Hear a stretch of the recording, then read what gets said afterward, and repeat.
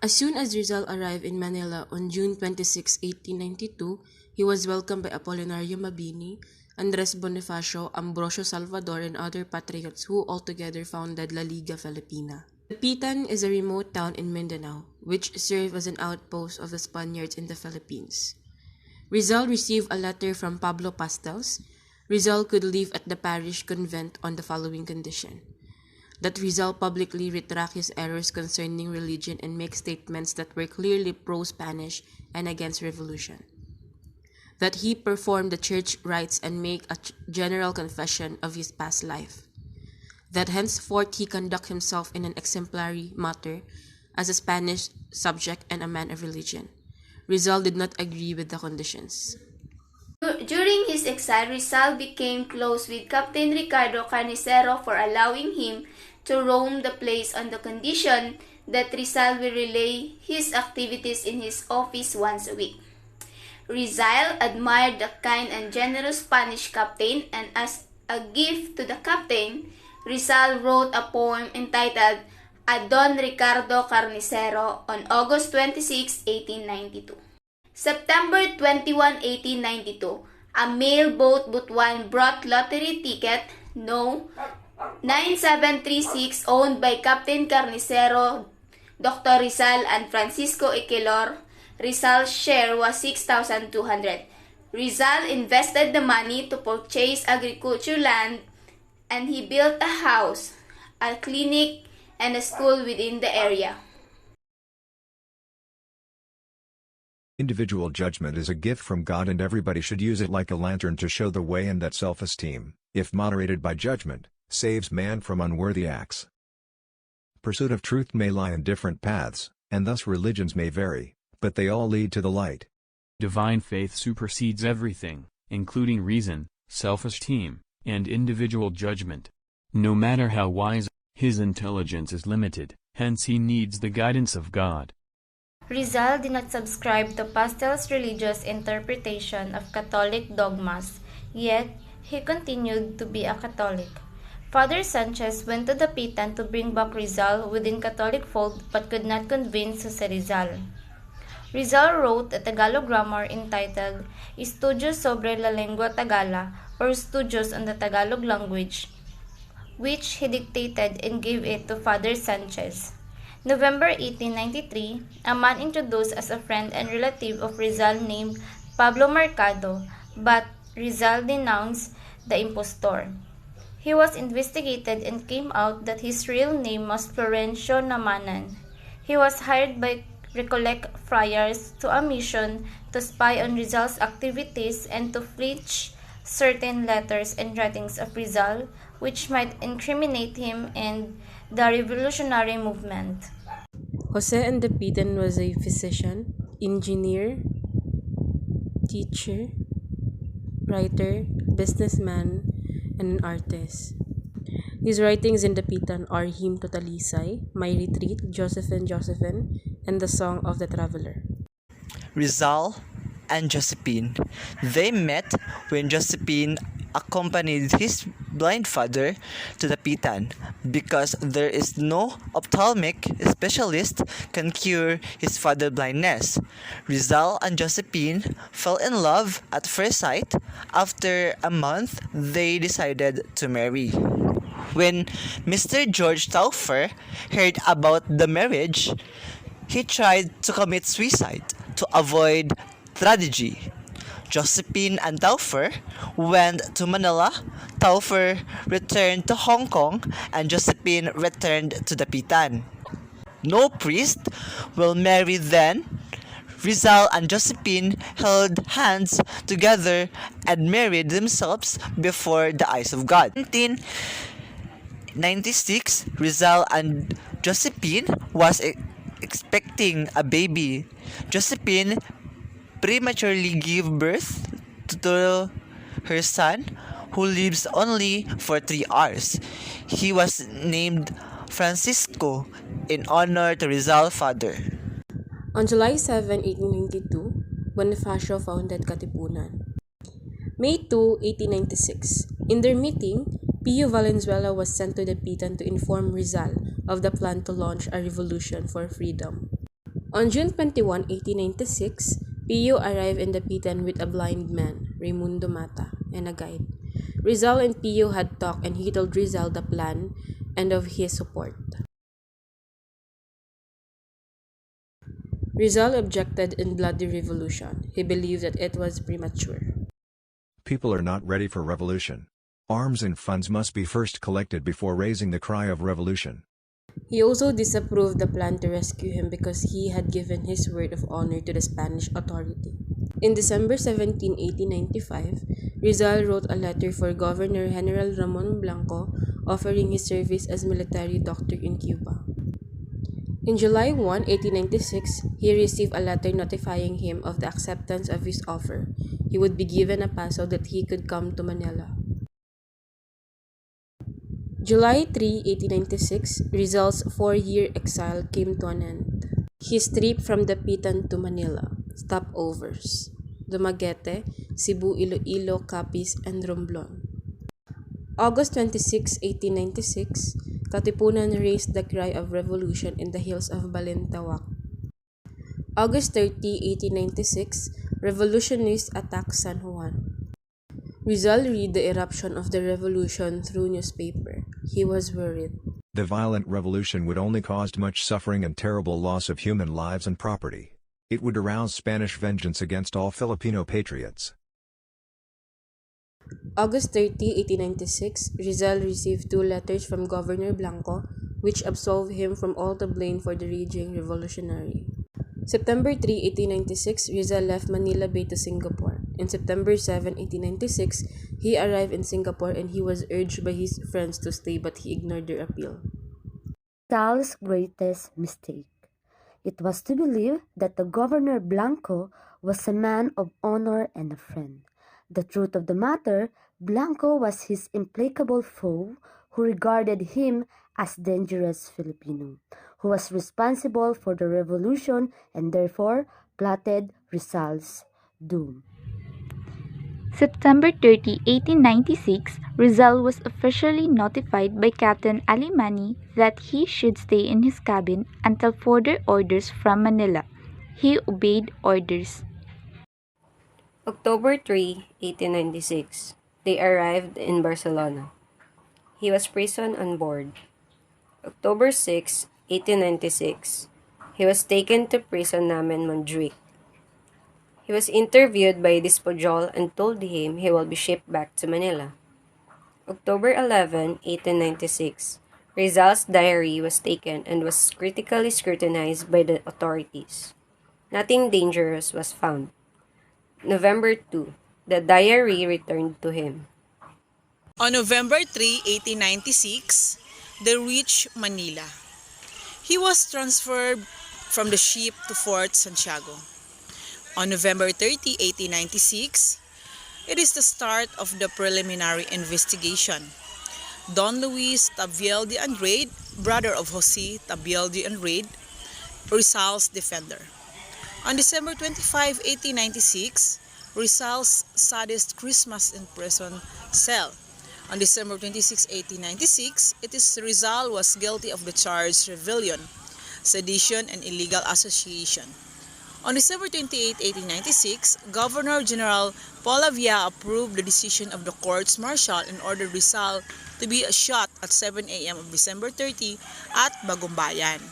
Last hour of Rizal, 6 a.m. The death sentence was read by Captain Rafael Dominguez.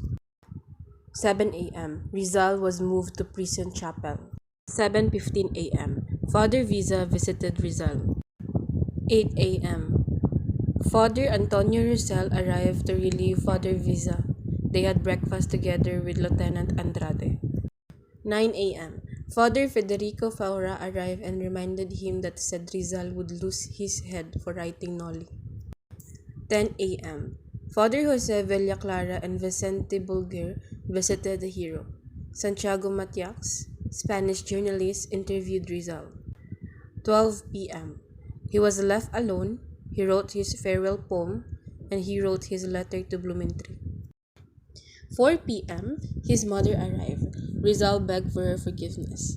Trinidad also came. As she was leaving, Rizal gave the alcohol cooking stove and told her there is something inside. Father Villa Clara and Estanislao march. Father Rosal entered the cell. 6 p.m. Don Silvino Lopez Tonion, Dean of Manila Cathedral, visited him. 8 p.m. Rizal's Last Supper, and he informed Captain Dominguez he forgave his enemies. 9:30 p.m. Rizal was visited by Don Gaspar Centanio, the Fiscal of Royal Audiencia. 10 p.m. Rizal rejected the draft of his retraction. According to Balaguer, a shorter retraction prepared by Father Pio Pai was accepted by Rizal. Rizal wrote his retraction. December 30, 1896, 6:30 a.m. Trumpets sounded, a signal to begin the death march to Bagumbayan. Rizal walked calmly with Andrade, and Father March and Father Villa Clara. Rizal requested to be shot facing the firing squad, and it was denied. 7:03 a.m. Rizal died in the bloom of manhood.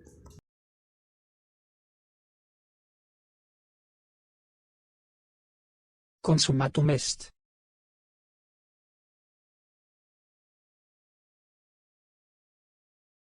The Philippines, a Century Hence, is an essay written by Philippine national hero Jose Rizal to forecast the future of the country within 100 years.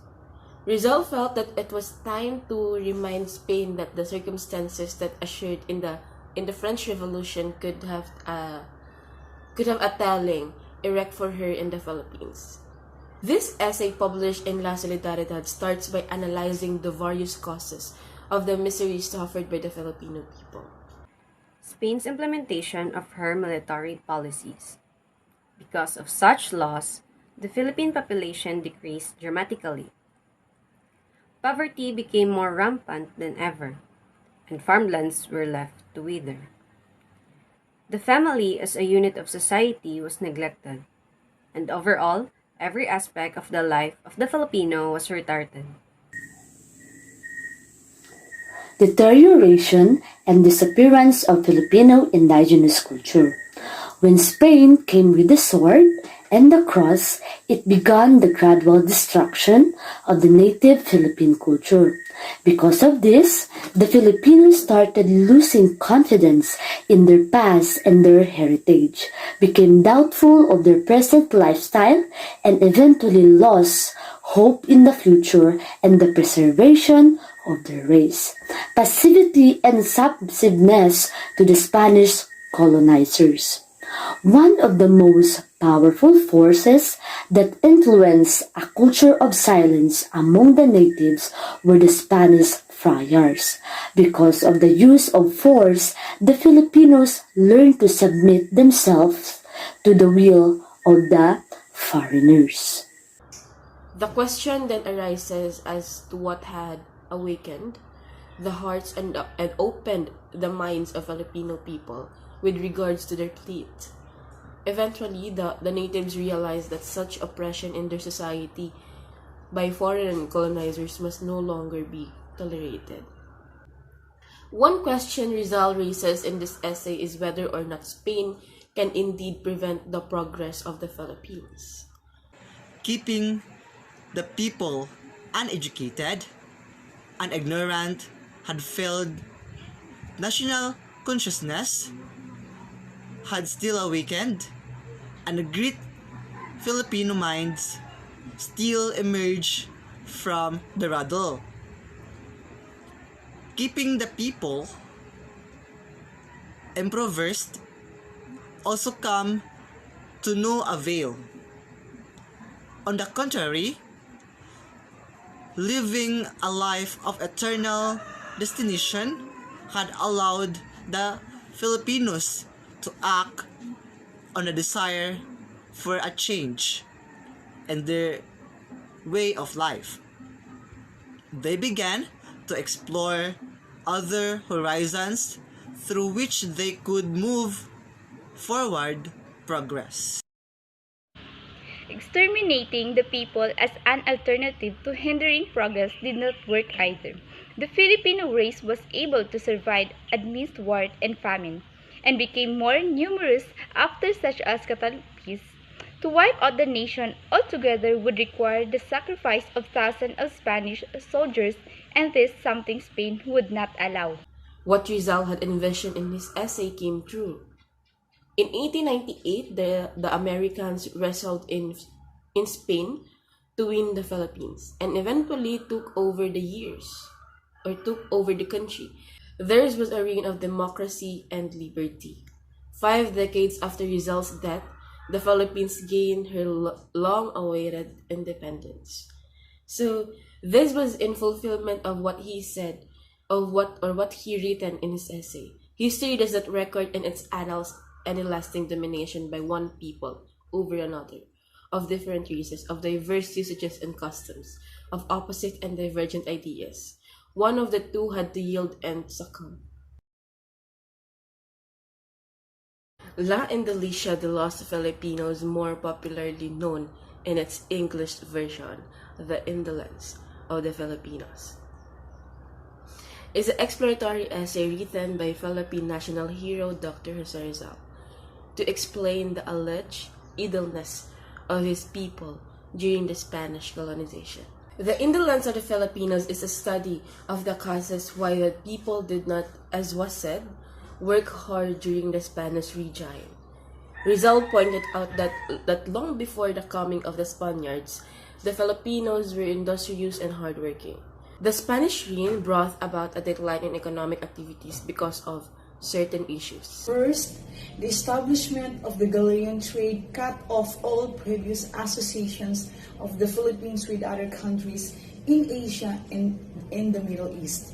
As a result, business was only conducted with Spain through Mexico. Because of this, the small businesses and handicraft industries that flourished during the pre-Spanish period gradually disappeared. Second, Spain also extinguished the natives' love of work because of the implementation of forced labor. Because of the wars between Spain and other countries in Europe, as well as the Muslims in Mindanao, the Filipinos were compelled to work in shipyards, roads, and other public works, abandoning agriculture, industry, and commerce. Third, Spain did not protect the people against foreign invaders and pirates. With no arms to defend themselves, the native was killed, their houses burned, and their lands destroyed. As a result of this, the Filipinos were forced to become nomads, lost interest in cultivating their lands, or in rebuilding the industries that were shut down, and simply become submissive to the mercy of God. Fourth, there was a corrupt system of education, if it was to be considered an education. What was being taught in the schools were repetitive prayers and other things that could not be used by the student to lead the country to progress. There were no courses in agriculture and industry, which were badly needed by the Philippines during those times. Fifth, the Spanish rulers were a bad example to despise manual labor. The official reported to work at noon and left early, all the while doing nothing in line with their duties. The women were seen constantly followed by servants who dressed them and fanned them, personal thing which they ought to have done for themselves. 6. Gambling was established and widely propagated during these times. Almost every day were cockfights, and during feast days, the government officials and friars were the first to engage in all sorts of bets and gambles. 7. There was a crook system of religion. The friars taught the naive Filipinos that it was easier for a poor man to enter heaven, and so they preferred not to work and remain poor so that they could easily enter heaven after they died. Lastly, the taxes were extremely high, so much so that a huge portion of what they earned went to the government or to the friars. When the object of their labor was removed and they were exploited, they were reduced to inaction. Rizal confessed that the Filipinos did not labor as hard as they should have since they have learned to adapt to warm, tropical climate. He started the essay by illustrating what Philippines was like before the Spanish came into the archipelago. It's a vital note that indolence is a chronic illness in the Philippines, not a congenital one. The truth is that before the Spaniards arrived, the locals were busy doing commerce with China, Japan, Arabia, Malaysia, and other Middle Eastern countries. The grounds for this alleged indolence were clearly explained in the essay, and they were not based solely on assumptions but on historical reality.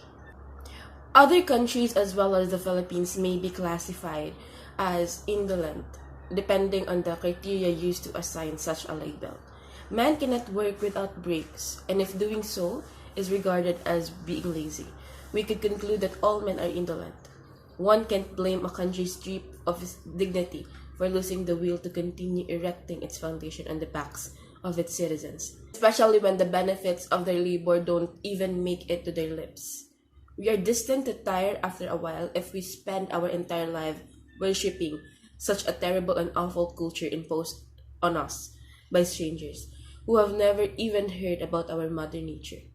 Many important lessons can be learned from this essay. If we turn the focus to the social settings, Filipinos do indeed have this lazy mentality. Why do Filipinos seem to have a hard time complying to basic rules? Why do we insist on arguing when we know it's not the right thing to do? Why aren't we able to buy food in a line? We assume that this is results message to all of us. In order for our country to progress, we must begin with the basic before moving on the more difficult issues. It helps us realize that we must take responsibility for our actions and ensures that they benefit others as well as ourselves.